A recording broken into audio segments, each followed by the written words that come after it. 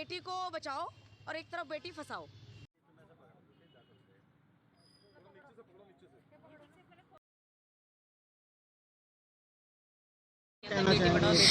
Sir मैं ये कहना चाहूँगी बेटी बचाओ और बेटी छुपाओ है कि बेटी को बचाओ और एक तरफ बेटी फंसाओ। क्यों जी? आप सब देखते हैं कि हम बेटी बचाने का प्रयास करते हैं, पर बेटी बचाने से क्या फ़ायदा? इससे अच्छा सच में बेटी को कोख में मार दिया जाए। जब आंखों देखकर आप कुछ नहीं कर सकते, इससे अच्छा बेटी को जन्म ही मत दो।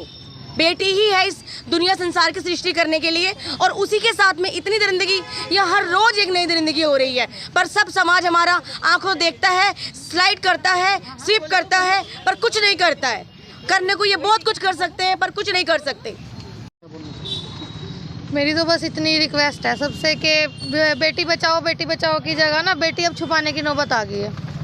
क्या कहना चाहिए? देखिए, जिस हिसाब से हमारे यमुनानगर ज़िले में या पूरे देश में नशा बढ़ रहा है, और नशे करके जो लोग ऐसे घिनौने काम को अंजाम दे रहे हैं, क्योंकि ये किसी नॉर्मल आदमी का काम नहीं है। जब आपका माइंड सुन्न हो जाता है, और स्पेशली जब आप स्मैक का या ऐसे घटिया चीज़ों का नशा करते हो, तब ऐसे घिनौने काम होते हैं, तब रेप जैसे कांड को अंजाम दिया जाता है।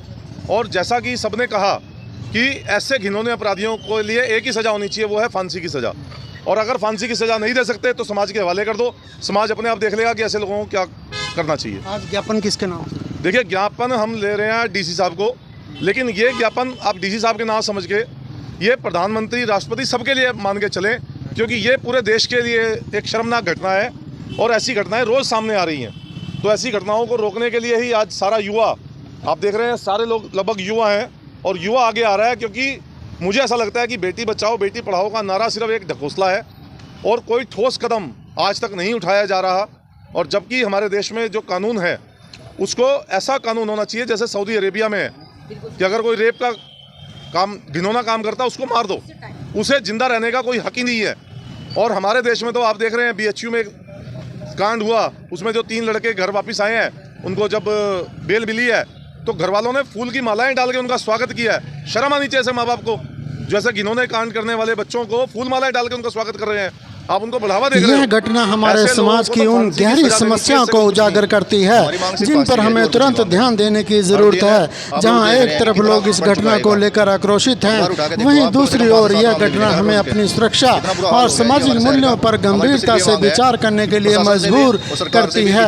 इस प्रकार के अपराध न केवल पीड़िता के जीवन को तबाह करते हैं, बल्कि पूरे समाज में भय और अविश्वास